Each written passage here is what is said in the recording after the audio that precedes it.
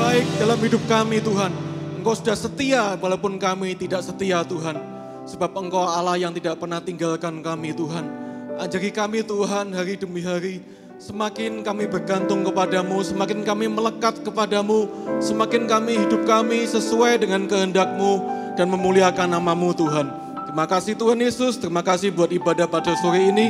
Kami berdoa saatnya kami mau dengar firman-Mu, bila Engkau yang berbicara, pakai hamba-Mu Tuhan, juga Engkau yang mengurapi setiap kami, supaya kami sama-sama belajar bagaimana kami hidup sesuai dengan apa yang Engkau mau dalam hidup kami.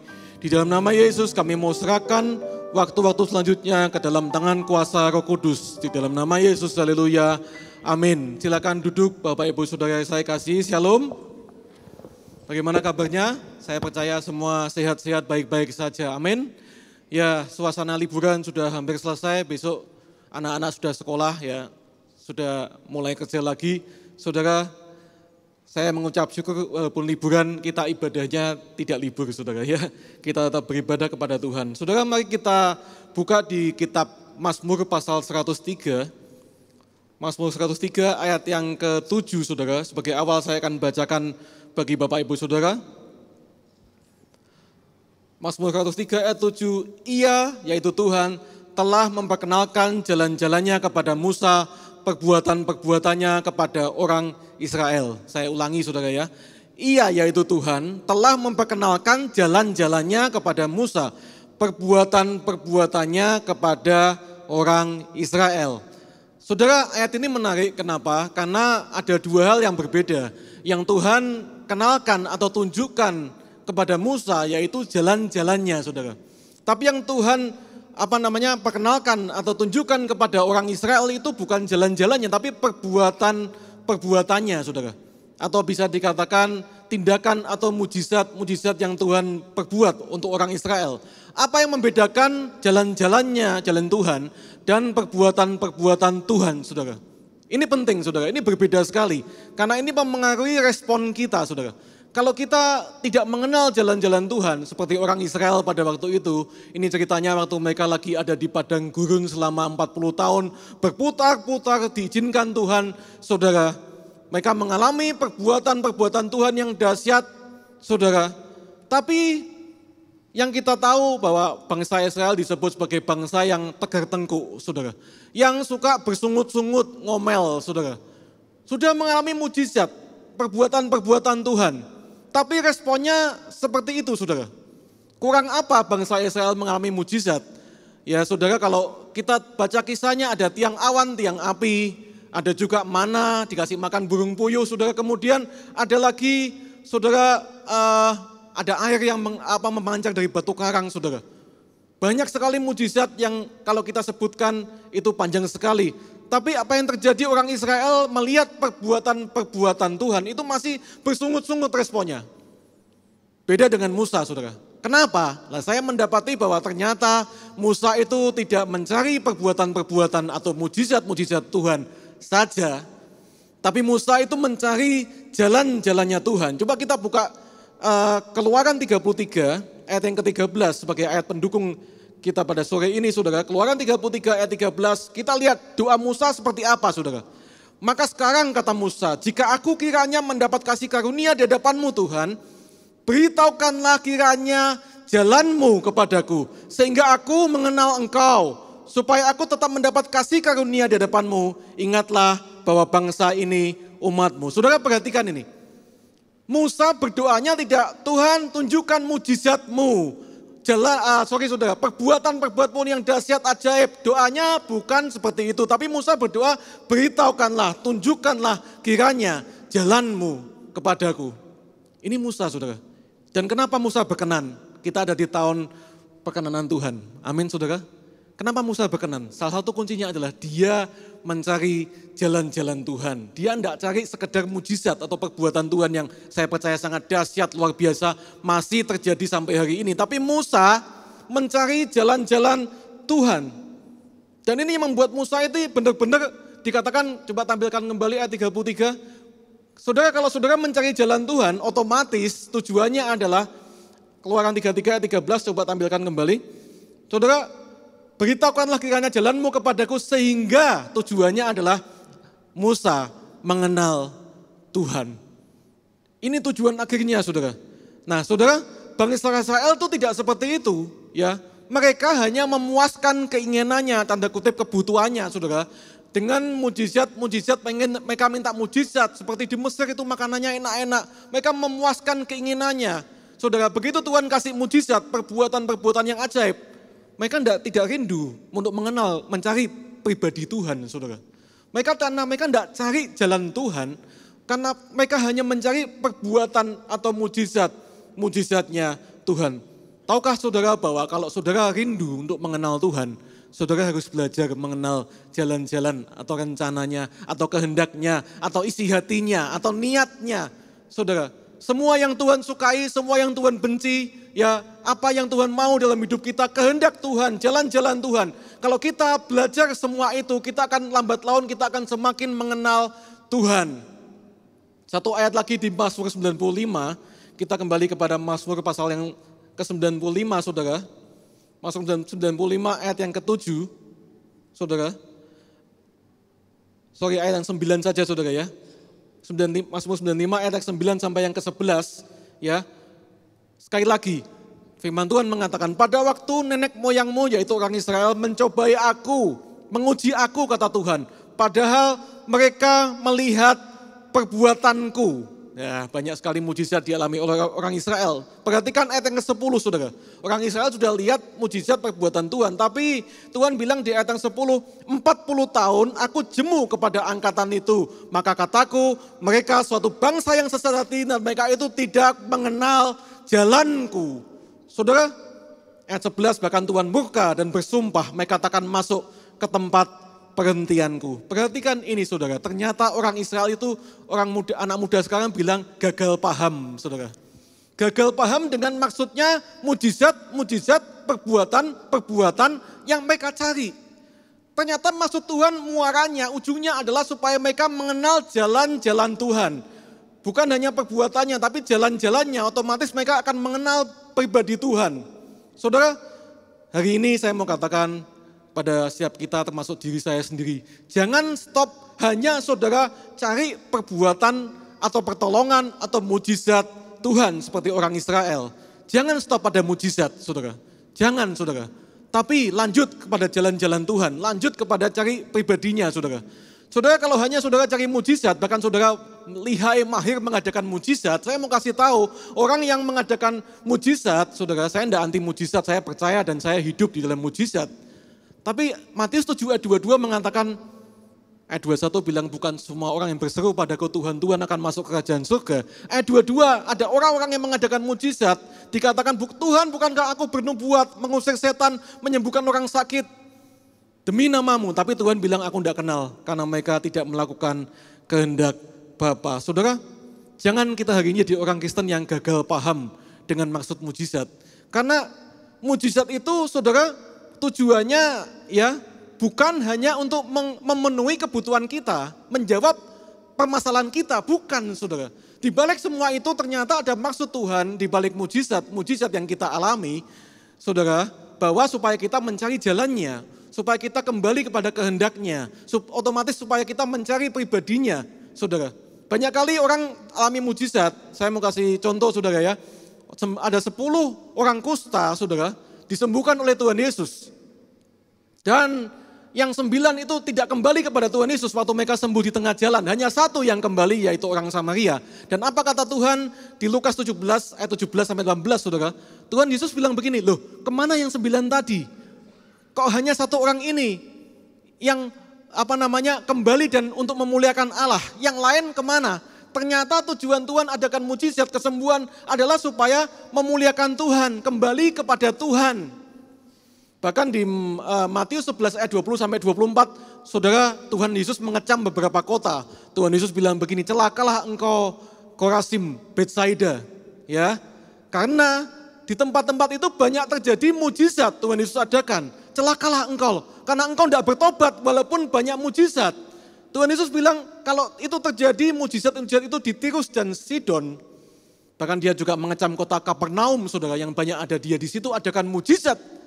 Tuhan bilang Sodom kalau banyak mujizat pasti sudah bertobat, tapi Kalian kok tidak bertobat? Berarti tujuan mujizat itu supaya orang bertobat, kembali kepada Tuhan dan memuliakan Tuhan. Mencari, supaya mengenal Tuhan. Itu dia saudara. Tapi banyak kali kita orang Kristen mencari mujizat pertolongan Tuhan untuk memuaskan keinginan kita. Dan kita tidak pernah rindu untuk mengenal jalan-jalan Tuhan, apalagi mencari pribadinya. Yang kita cari hanya isi perut kita saudara. Saya mengatakan ini ya, saya sendiri juga sering seperti itu saudara. Saya belajar saudara supaya saya tidak lagi hanya terfokus pada mujizat atau perbuatan pertolongan Tuhan. Tapi fokus pada jalan Tuhan, kehendak Tuhan, apa rencananya dalam hidup kita. Saudara, di masa-masa pandemi kemarin yang kita alami, saudara, itu adalah kesempatan yang sangat baik untuk kita belajar untuk mengenal jalan-jalan Tuhan. Saya percaya saudara juga mengalami banyak mujizat di masa-masa kemarin. Seperti saya juga mengalami, tapi saya mau katakan yang lebih penting lagi adalah walaupun kita mungkin hari ini belum mengalami mujizat dari perekonomian kita, dari rumah tangga kita, dari penyakit kita, saudara, walaupun belum mengalami mujizat, tapi saya mau katakan ini kesempatan yang baik untuk kita belajar mengenal jalan-jalan Tuhan, saudara. Kesempatan yang baik sekali waktu orang Israel di padang gurun, seperti kita juga mengalami padang gurun di masa-masa ini. Kesempatan untuk kita berdoa, Tuhan, tunjukkanlah jalan-jalanmu kepadaku. Aku rindu untuk mengenal jalan-jalanmu supaya aku mengenal engkau pribadimu dalam hidupku. Saudara, ayo respon kita jangan bersungut-sungut walaupun hari ini kita belum mengalami pertolongan Tuhan. Walaupun kita belum mengalami yang kita harapkan. Doa kita mungkin belum tanda kutip dijawab Tuhan. Tapi kita belajar seperti Musa. Rindu mengenal jalan Tuhan. Rindu mencari pribadinya lebih dalam lagi. Saudara, jalan Tuhan itu beda dengan jalan manusia. Firman Tuhan mengatakan seperti tingginya langit dan bumi, demikianlah jalanku dari jalanmu, kata Tuhan. Dan rancanganku dari rancanganmu. Bahkan jalan Tuhan itu beda. Seringkali Tuhan tuh bikin jalan yang aneh, yang baru saudara. Di Yesaya 43 mengatakan, lihat aku hendak membuat jalan di padang gurun. Jalan yang baru yang belum pernah kita alami. Maka itu jangan andalkan pengalaman-pengalaman saudara di masa lalu, masa kejayaan yang lalu. Tuhan berkata, ayo lihat ke depan. Sesuatu yang baru, jalan di padang gurun, kemudian sungai di padang belantara. Itu Tuhan sanggup untuk bukakan saudara. Jalannya, caranya Tuhan tidak selalu sama saudara. Tuhan kita Tuhan yang kreatif, jangan dibatasi saudara. Jangan dibatasi, jangan kita berdoa menurut pola kita. Tuhan harusnya begini Tuhan, harusnya begini jalannya, bukan seperti itu. Saudara, jangan mencoba untuk berdebat dengan Tuhan, tapi kita belajar untuk kita mengenal, mengerti maksud Tuhan apa ya. Jalan Tuhan apa di balik semua ini ya. Dan saudara akan jadi orang yang selalu bersyukur, yang tidak bersungut-sungut. Dan saudara akan mengalami namanya kasih karunia Tuhan. Saudara akan mengalami perkenanan Tuhan. Nabi Elia juga mengalami pertolongan Tuhan yang kreatif, jalan-jalan yang baru. Di satu kesempatan dia mengasingkan diri di sungai saudara. Dan dia dipelihara makannya oleh burung gagak saudara. Burung gagak ya saudara ya. Bukan burung gagaknya dimakan, disembelih bukan. Dibawakan roti saudara oleh burung gagak. Aneh sekali ya. Dan kemudian waktu itu selesai Tuhan bisa pakai lagi dikasih makan oleh seorang janda miskin saudara. Tidak masuk akal, ini bukan janda kaya.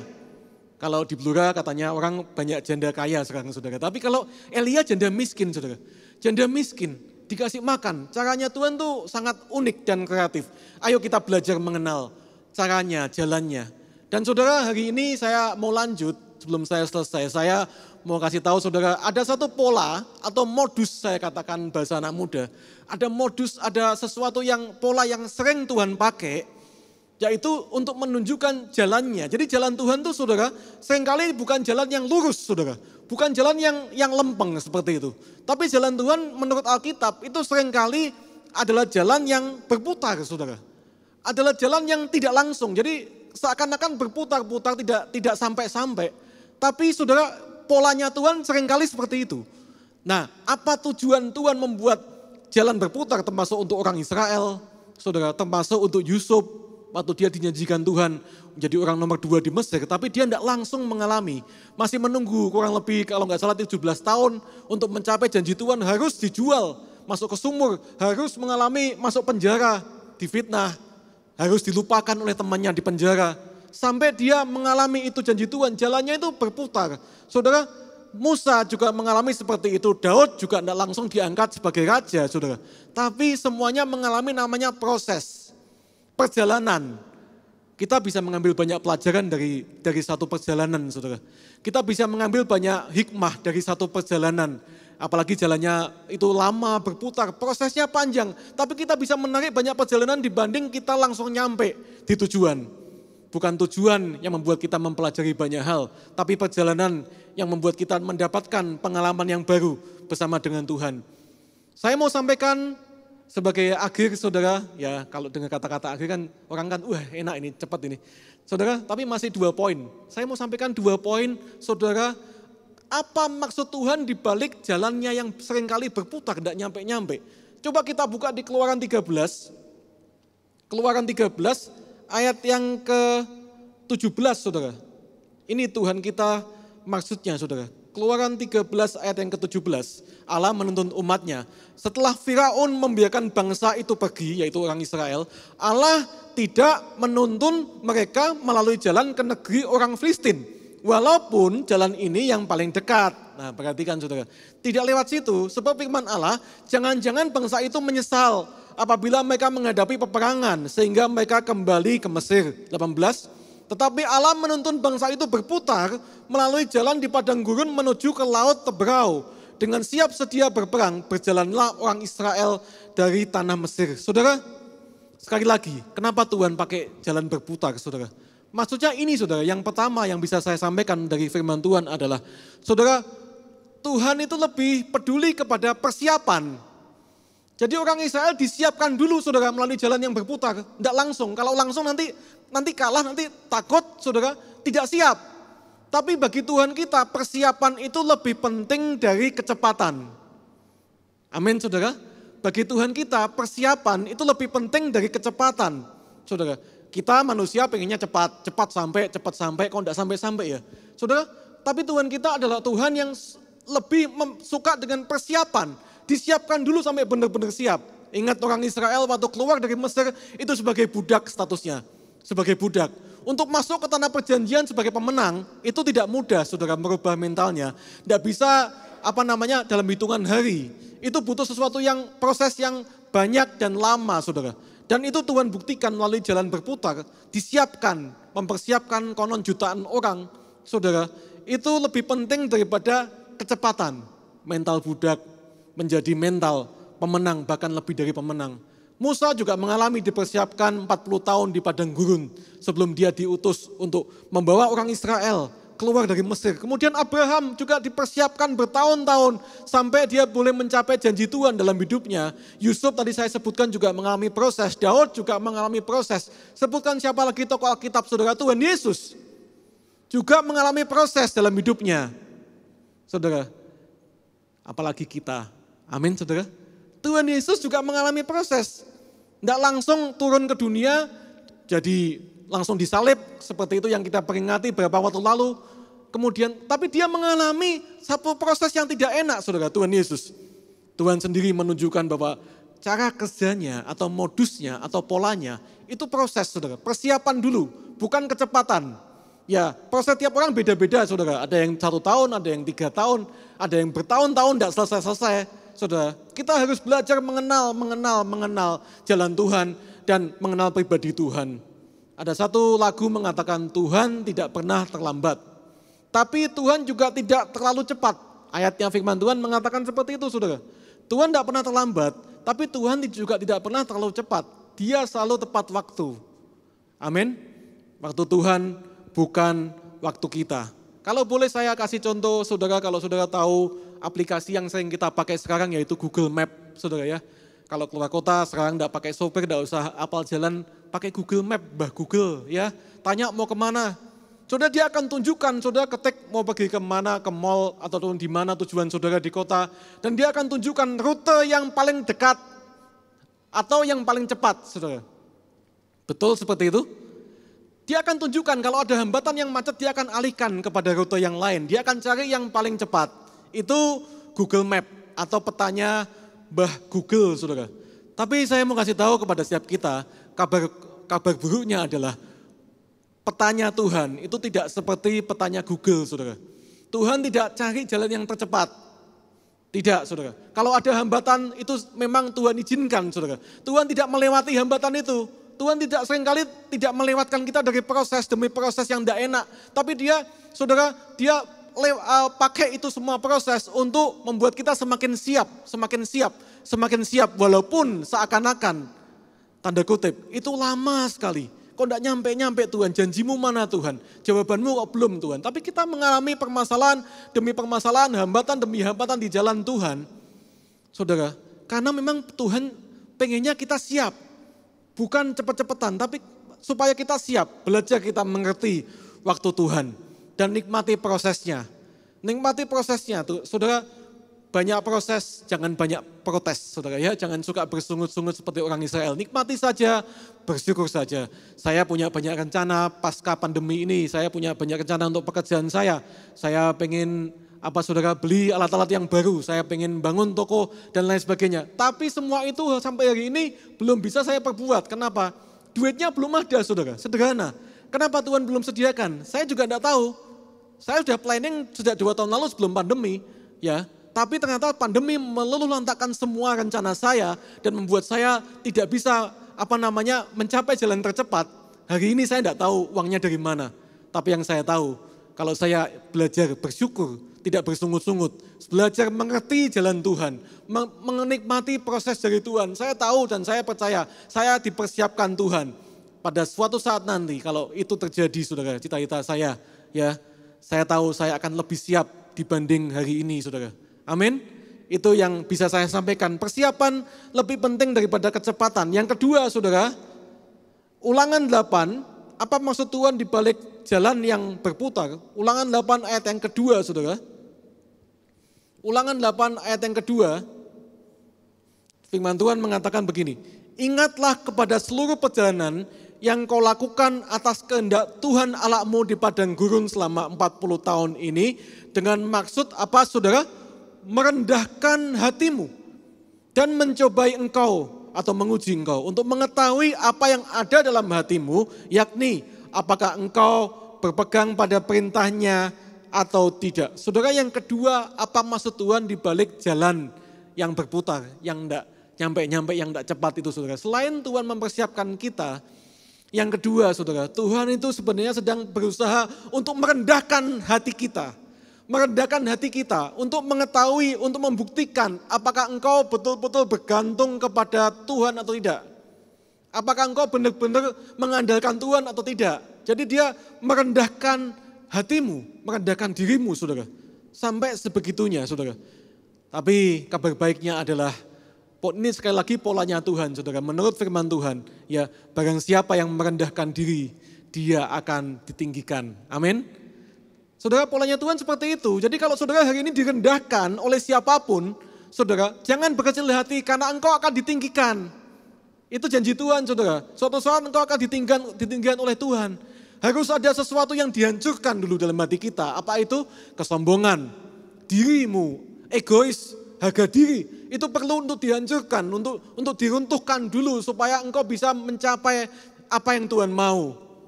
Saudara, kita perlu sadar bahwa setiap manusia itu punya namanya kesombongan, saudara. Termasuk saya, tidak ada yang menjamin setiap orang, ya, apa orang bilang sudah pelayanan, sudah hamba Tuhan. Tidak ada yang bisa menjamin. Semua itu sebenarnya punya keakuan, kesombongan yang kadang-kadang itu tidak disadari. Dan maksud Tuhan di balik semua jalan-jalan yang tidak terselami itu, saudara. Itu termasuk adalah merendahkan, untuk menghancurkan kesombongan kita semua. Supaya kita lebih bergantung, supaya kita lebih mengandalkan Tuhan. Ya, ada satu paradigma atau cara pandang baru yang saya dapatkan di masa-masa pandemi kemarin, di mana pekerjaan saya jujur sangat terdampak dan omset itu berkurang banyak sekali, saudara. Saya bersyukur, saudara. Apa itu merubah cara pandang saya? Bagaimana saya harus kembali mengandalkan Tuhan? Mungkin dulu saya punya kesombongan, saya punya karyawan yang banyak, saya punya alat-alat mesin-mesin yang banyak. Saya mengandalkan itu semua tanpa sadar. Dan Tuhan buktikan, karyawan saya itu keluar satu demi satu, saudara. Tidak saya PHK, tapi keluar dan sampai 5 orang keluar itu saya merasa khawatir pada awalnya. Tuhan, itu kalau saya orangnya cuma sedikit, kerjaan terganggu Tuhan. Kemudian ditambah lagi mesin-mesin rusak satu demi satu. Saudara, bagaimana orang kalau kerja percetakan dan mesinnya rusak itu seperti kalau tukang potong rambut, saudara, pesonya, guntingnya ketul, saudara ya. Masih bisa motong tapi masih bisa kerja tapi tidak maksimal. Saya adalah orang yang stres, khawatir pada waktu itu. Tapi firman Tuhan datang dan saya mendapatkan bahwa kembali bertobat, andalkan Tuhan. Jangan andalkan orang, jangan andalkan alat, tapi kembali kepada sumber yaitu Tuhan. Ternyata saudara, setelah saya belajar untuk mengandalkan Tuhan sebagai sumber, saudara, saya mendapati bahwa Dia tetap memelihara saya, saudara. Melalui jalan-jalan yang lain. Jalan-jalan yang sebelumnya tidak pernah saya selami, tidak pernah saya pikirkan. Saya tidak bisa ceritakan di sini satu persatu karena banyak sekali mujizat, perbuatan, dan jalan Tuhan yang ajaib bagi saya. Tapi yang mau saya katakan adalah di masa pandemi kemarin saya belajar untuk merendahkan hati, untuk belajar untuk menghancurkan semua ego dan kesombongan yang saya andalkan semuanya. Dan saya bilang, Tuhan, aku tidak bisa apa-apa kalau Engkau tidak tolong aku tidak selamat kerjaanku ini. Saudara, dan Tuhan buktikan sampai hari ini, Tuhan selamatkan pekerjaan saya dan Tuhan memberikan jalan-jalan yang baru dalam hidup saya. Mungkin ekonomi belum pulih seperti waktu-waktu dulu sebelum pandemi. Tapi yang saya tahu, hati lebih pulih, saudara. Hatinya sudah berubah, sudah punya cara pandang yang baru. Bahwa kita harus semakin bergantung mengandalkan Tuhan. Orang Kristen kalau mau bertumbuh rohaninya, semakin dia dewasa rohani, harusnya dia semakin mengandalkan Tuhan. Semakin dewasa bukan semakin lepas dari Tuhan, tapi harus semakin cari Tuhan, bergantung sama Tuhan. Itu yang kita harus tuju, saudara. Untuk saudara bisa berkenan, saudara harus dewasa rohani. Saudara harus semakin mengandalkan Tuhan dalam hidup ini. Tokoh-tokoh Alkitab, siapa saudara? Musa, Yusuf, Daud, saudara. Itu semua adalah orang-orang yang mengandalkan Tuhan. Yang tidak mengandalkan kekuatannya sendiri. Saudara, dan Tuhan Yesus di Filipi 2 ayat 5-7, tahukah saudara bahwa Tuhan Yesus menurut Rasul Paulus juga, saudara, mengambil rupa seorang hamba dan merendahkan dirinya. Bahkan dikatakan bukan hanya hamba, tapi itu budak, saudara. Tuhan Yesus sampai berlaku seperti budak, merendahkan diri sampai begitu rupa. Dia raja, dia Tuhan, dia rendahkan dirinya. Dengan pola yang sama. Dan firman Tuhan mengatakan akhirnya, makanya dia ditinggikan dan dimuliakan. Siap merendahkan diri, amin saudara. Siap saudara, saya percaya kalau kita siap diproses, saudara, kita akan siap juga ditinggikan Tuhan. Setiap orang punya kesombongan yang tidak disadari dalam hati yang perlu dikikis, dihancurkan. Saya mau kasih contoh, kalau saudara bilang, Pak saya orangnya rendah hati loh, saya tidak sombong. Justru kalau saudara bilang rendah hati, saudara sedang sebenarnya tidak rendah hati saudara. Ya karena orang rendah hati tidak ngaku-ngaku rendah hati. Tapi orang itu seringkali tidak sadar ya saudara ya. Sorry saudara ya, orang sombong itu tidak terkait dengan uang atau harta. Bukan orang kaya yang bisa sombong, orang miskin juga bisa sombong saudara. Orang tidak punya juga bisa sombong, karena ini masalah hati, masalah mental. Saudara, bahkan orang sakit juga bisa sombong. Mau contoh saudara ya, mau contoh. Kalau saudara punya sakit kanker misalkan. Mami saya baru sembuh dari kanker saudara ya. Stadium 2, wah saudara, sudah cukup menderita, kemo berkali-kali, kemoterapi saudara. Dan cerita kepada orang, waduh aku sakitku ini kanker sampai kemo berkali-kali. Stadium berapa? Stadium 2. Dan orang temannya bilang, masih stadium 2 aja sudah mengeluh. Aku loh stadium 4. Saudara kadang-kadang sakit aja bisa sombong saudara. Betul saudara? Kadang-kadang seperti itu saudara. Tidak sadar. Kita ini orang tidak punya. Kadang-kadang mohon maaf saudara ya, mohon maaf. Kadang-kadang kita lihat orang kaya naik mobil, kemudian kita pas hujan kita naik motor dan kita diciprat gitu mobil mewah dan kita bilang kurang ajar nih orang ya. Kita panas hati kita dan kita berkata dalam hati kita, coba kalau aku punya mobil. Saudara, kita lagi bilang bahwa sebenarnya hati kita mengandalkan apa yang kita punya. Sakingnya aku gak duwe, tidak. Coba kalau aku duwe. Sebenarnya kalau diganjar kaya kan berarti dia sombong saudara, betul saudara? Jadi hati-hati, kesombongan ini bicara mengenai ketergantungan kita kepada Tuhan. Tapi orang yang rendah hati itu dia sangat bergantung kepada Tuhan. Walaupun direndahkan dia tidak masalah. Kenapa? Ya karena Tuhan yang menghargai, aku tidak perlu dihargai sama manusia. Harga diriku sudah ditebus oleh darah Yesus. Amin. Tidak perlu cari penghargaan manusia kalau orang rendah hati. Saudara, merendahkan hati, saudara akan ditinggikan oleh Tuhan. Saya mau buka ayat yang terakhir di Keluaran 33 ayat 14-16 dan saya mau panggil pemain musik dan pemimpin pujian. Keluaran 33 kita kembali di ayat yang 14 sampai 16.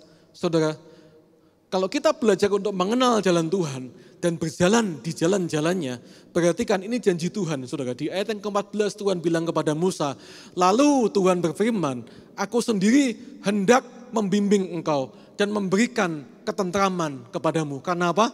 Karena Musa bilang, aku mau mengenal jalan-jalanmu Tuhan. Dan Tuhan bilang, aku sendiri Musa, nanti kamu tak bimbing, karena kamu itu yang kamu cari bukan mujizat, bukan perbuatanku saja, tapi kamu mencari jalanku, kamu mengenal pribadiku. Dan Tuhan bilang, aku yang membimbing kamu nanti, dan memberikan ketentraman kepadamu. Ayat 15, saudara, Musa bilang begini, ini orang yang rendah hati, saudara. Jika engkau sendiri tidak membimbing kami, janganlah suruh kami berangkat dari sini. Dia sangat bergantung kepada Tuhan. Ayat yang ke-16, dari manakah gerakan akan diketahui bahwa aku telah mendapat kasih karunia di hadapanmu, yakni aku dengan umatmu ini, bukankah karena engkau berjalan bersama-sama dengan kami, sehingga kami, aku dengan umatmu dibedakan dari segala bangsa yang ada di muka bumi ini. Saudara, sekali lagi firman Tuhan saya sudahi, tapi yang saya mau sampaikan adalah kita belajar seperti Musa. Musa belajar mau mencari, mengenal jalan-jalan Tuhan. Bukan seperti orang Israel yang hanya mau mencari perbuatan-perbuatan Tuhan, mujizat Tuhan. Tuhan Yesus suatu kali waktu menghadapi orang-orang yang mencari dia, ngejar dia kemana-mana sampai dia nyebrang pakai perahu, dikejar, ketemu lagi. Adalah orang-orang yang sudah makan, menikmati 5 roti dan 2 ikan. Saudara, 5.000 orang menemui Tuhan Yesus. Dan Tuhan bilang apa? Kamu nyari aku, bukan karena kamu mengerti maksud mujizat yang kuadakan, tapi karena kamu sudah makan roti dan kamu kenyang. Saudara, ayo belajar mengerti maksud mujizat Tuhan, yaitu dia rindu supaya kita mengenal jalan-jalannya, supaya kita menyelami pribadinya, isi hatinya. Di balik semuanya itu, saudara, ada jalan yang harus kita tempuh, yang harus kita kenal, pelajari. Dan jalannya itu tidak selalu lurus, tidak selalu mulus. Tapi Tuhan janji, kalau kita belajar hidup di jalannya, berjalan bersama dengan dia, Tuhan akan menyertai, Tuhan akan membimbing, saudara, dan Tuhan akan memberikan kemenangan demi kemenangan. Amin, saudara.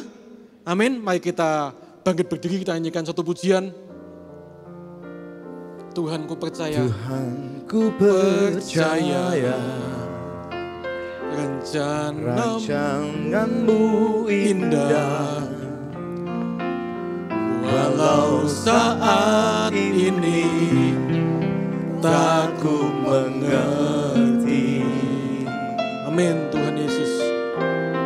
Engkau telah berfirman, memberi masa depan, damai sejahtera, penuh harapan. Ku tahu rencanamu, ku tahu rencanamu, indah bagiku. ku tahu kehendakmu, Ku tahu kehendakmu, baik bagiku. ku tahu rancanganmu, Ku tahu rancanganmu, sempurna bagiku. dan ku tahu jalan-jalanmu, Ku tahu jalan-jalanmu, yang terbaik bagiku. Mari kita nyanyikan pujian ini dari awal. Jadikan ini sebagai doa kita. Amin, Tuhan. Tuhan ku percaya, rencanamu indah. Walau saat ini tak ku mengerti. Amin, Tuhan Yesus. Engkau telah berfirman, memberi masa depan, Damai sejahtera, damai sejahtera, penuh harapan. ku tahu rencanamu, Ku tahu rencanamu, indah bagiku. Ku tahu kehendakmu, baik bagiku. ku tahu Tuhan, Ku tahu rancanganmu, sempurna bagiku.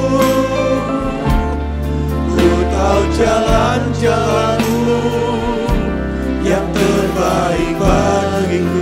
Sekali lagi kita katakan, Ku tahu rencanamu indah bagiku. Ku tahu kehendakmu baik bagiku. ku tahu rancanganmu, Ku tahu rancanganmu sempurna bagiku. Ku tahu jalan-jalanmu yang terbaik bagiku. sekali lagi kita katakan dengan segenap hati kita, Tuhan, Indah bagiku. Ku tahu kehendakmu baik bagiku. terima kasih. Ku tahu rancanganmu sempurna bagiku. Ku tahu jalan-jalanmu yang terbaik bagiku. Dan ku tahu jalan-jalanmu yang terbaik bagiku. Ku tahu jalan-jalanmu yang terbaik bagiku. Mari kita sembah Tuhan. Kita datang kepada Tuhan. Terima kasih Tuhan. Jalan-Mu yang terbaik dalam hidup kami. Terima kasih, Terima kasih Yesus. Engkau ada di sini Tuhan. Engkau melihat hati setiap kami Yesus. Rancangan-Mu yang terbaik Tuhan. Terima kasih Yesus. Terima kasih. Kami tahu Tuhan Yesus, waktu-Mu, waktu yang terbaik Tuhan. Terima kasih Yesus. Terpujilah Engkau Tuhan. Kami belajar, kami bersyukur Tuhan, sebab Engkau Allah yang setia. Engkau selalu menyertai kami Tuhan. Terima kasih Yesus, terima kasih.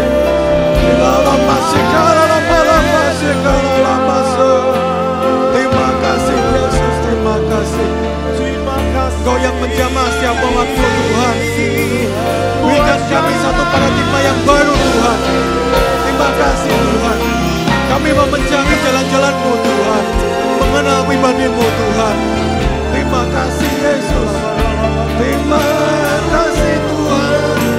Terima kasih Yesus. Haleluya. Haleluya. Haleluya. Terima kasih. Ya Rabbal Alamin, kita dalam nama haleluya. Kau yang terbaik Tuhan. Terima kasih Tuhan Yesus. Kami mengucap syukur Tuhan. Kami bersyukur Tuhan. Terima kasih Yesus. Terima kasih Tuhan. Terima kasih.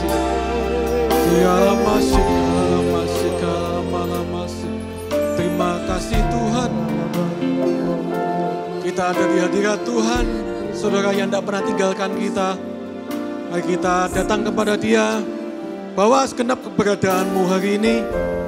Mungkin hari ini jalan yang kita tempuh bukan jalan yang rata, bukan jalan yang mulus, bahkan jalan yang berputar. Mungkin janji Tuhan terasa jauh, tapi firman Tuhan datang hari ini bahwa Musa mengenal, mencari jalan-jalan Tuhan. Bukan hanya sekedar mencari perbuatan-perbuatan atau mujizat-mujizatnya, tapi belajar untuk mengenal jalan-jalannya, belajar untuk mencari pribadinya. Dan Tuhan disenangkan, Tuhan berkenan kepada Musa. Dan Tuhan berkata, aku akan membimbing engkau. Saudara, kalau saudara mau berkenan kepada Tuhan, belajar untuk mengenal jalan-jalannya, belajar untuk mencari pribadinya, bukan hanya mujizatnya. Karena maksud di balik mujizat adalah supaya kita mencari Tuhan, mengenal pribadinya dalam hidup kita yang selalu menyertai kita. Tidak peduli jalan yang kita tempuh sangat berat, tapi penyertaannya sempurna dalam hidupmu. Waktunya adalah waktu yang terbaik. Kita dipersiapkan, kita direndahkan supaya kita ditinggikan dan dimuliakan pada waktunya. Belajar untuk menerima proses, belajar untuk menikmati apa yang Tuhan taruh dalam hidupmu hari ini. Belajar untuk bersyukur, tidak bersungut-sungut, karena itu yang Tuhan mau. Saudara, kalau saudara berkata sore ini, saudara mau bilang sama Tuhan, Tuhan aku bertobat hari ini. Aku dengar firman-Mu, mungkin sudah pernah aku dengar, tapi hari ini aku diingatkan bahwa aku tidak boleh hanya mencari tangan-Mu, pertolongan-Mu, tapi aku mau nyari wajah-Mu Tuhan, pribadi-Mu, jalan-jalan-Mu, kehendak-Mu dalam hidupku. Saudara, kalau saudara mau ambil komitmen yang baru, engkau boleh angkat tangan kanan-Mu di tempat engkau berdiri, dan kita akan berdoa bersama-sama sebelum saya akhiri. Saudara boleh angkat tangan kalau saudara bilang, Tuhan, tunjukkanlah jalan-Mu supaya aku mengerti, supaya aku boleh hidup sesuai dengan rencana-Mu. Mari kita berdoa bersama-sama. Tuhan Yesus, Engkau Bapa yang menilik setiap kedalaman hati kami. Engkau Tuhan yang tak pernah tinggalkan kami, selalu memperhatikan kami. Tuhan, khususnya untuk anak-anak-Mu yang mengangkat tangan, hamba-Mu berdoa, kami sama-sama menempuh badai yang sama. Kami sama-sama menempuh perjalanan yang tidak mudah. Tapi kami tahu Tuhan, janji firman-Mu. Kalau kami fokus pada jalan-jalan-Mu, kalau kami fokus mencari pribadi-Mu, bukan mengenakan daging kami. Kami tahu Engkau berjanji akan menyertai kami, membimbing kami, memberikan ketentraman, kasih karunia, perkenanan, meninggikan kami, memuliakan kami pada waktunya. Tuhan Yesus, sertai, kuatkan anak-anak-Mu yang mengangkat tangan. Mungkin ada yang sampai menangis karena beban terlalu berat. Tuhan, kami berdoa, tidak ada masalah yang terlalu berat di hadapan-Mu. Tidak ada pergumulan yang tidak bisa Engkau selesaikan. Engkau punya banyak cara karena kami tahu Engkau Tuhan yang kreatif. Tuhan, tunjukkanlah jalan-Mu Tuhan. Kami berdoa anak-anak-Mu mengangkat tangan karena mereka tidak mampu, mereka bergantung, mereka mengaku mereka lemah tanpa Engkau. Tuhan Yesus, kuatkan dan teguhkan lutut dan hati kami Tuhan. Untuk kami boleh berdiri tegak menempuh perjalanan jalan-jalan-Mu dalam hidup kami. Terima kasih Tuhan, berikan kuasa-Mu, Roh Kudus-Mu untuk kami boleh menjalani semuanya bersama dengan Engkau. Kami percaya sekali lagi Engkau tidak pernah tinggalkan kami. Engkau tidak pernah lepaskan pandangan-Mu Tuhan. Kalau Engkau hari ini belum melepaskan kami, belum memberikan kami kemenangan, belum kami mencapai tanah perjanjian, itu karena Engkau sedang mempersiapkan kami. Kalau Engkau sedang membentuk hati kami. Terima kasih Tuhan, izinkan kami untuk menikmati setiap proses yang ada. Di dalam nama Yesus kami berdoa dan kami percaya mujizat perbuatan-Mu akan kami alami hari demi hari. Di dalam nama Yesus, haleluya. Yang percaya katakan amin. Tuhan Yesus memberkati kita semua.